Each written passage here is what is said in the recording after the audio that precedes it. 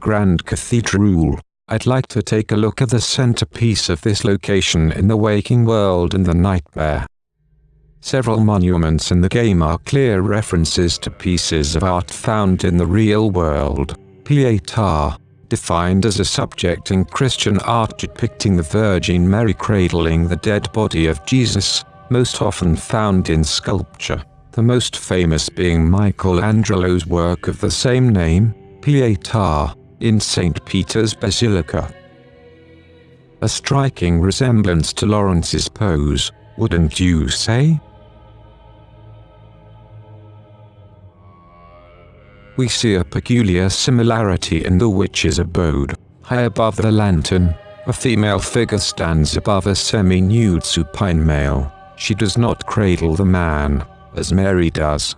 Her right hand is at her side with palm turned up, while the left hand has fingers splayed above the man's face. This body language is similar to the arms of the Baphomet by Eliphas Levi, in which the arm pointing represents joining together, and the arm pointing down represents separation. Perhaps to say, join this dying soul's mind to the power of the great ones, and separate his feet from the earth.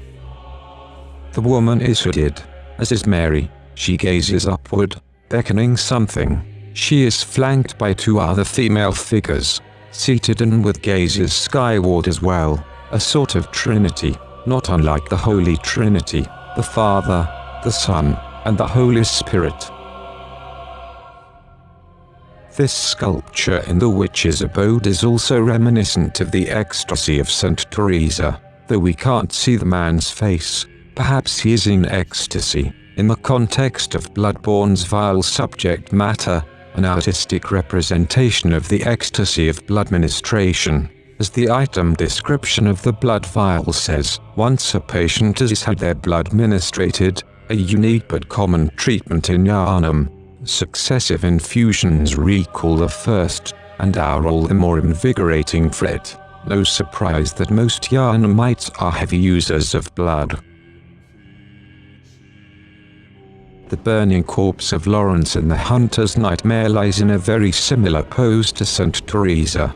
A female figure, who appears to have wings, offers Lawrence's still body something from a vessel, somewhat like the angel hovering above St. Teresa, piercing her soul with an arrow of spiritual ecstasy. Whatever was it that this angel-like figure was pouring below? A vessel of blood perhaps, the vessel of blood being the piercing arrow of spiritual ecstasy for the faithful Yarnumites. As I understand it, there are two grand cathedrals in the old Hunters, one located in the Hunter's Nightmare where the searing corpse of Lawrence resides, and another past Ludwig and the underground prison. The one past Ludwig is where you fight who I presume is a young Vicar Amelia. On the altar is a foursome of statues, a scene that is some Catholic reference. If you look close enough, there is an old ritual of excommunication in Catholicism involving a bell, a book, and a candle.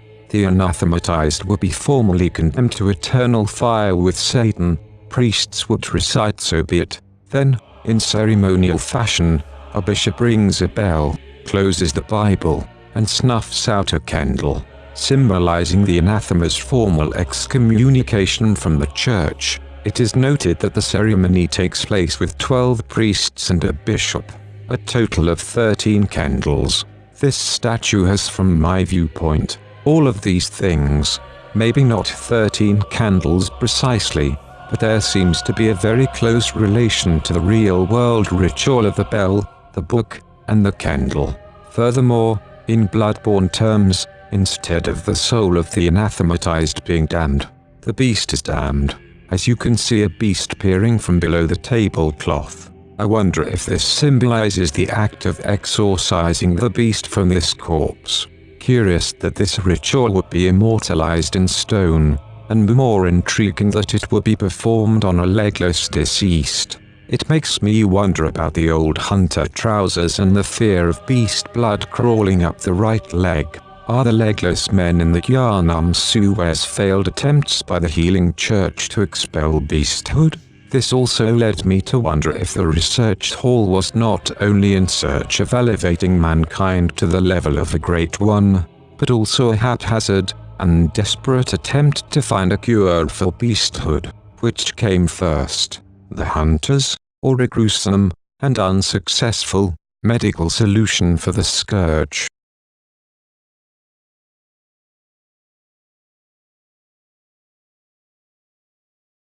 If you spot anyone with their wits about them, tell them about this here Odin Chapel. Thank you.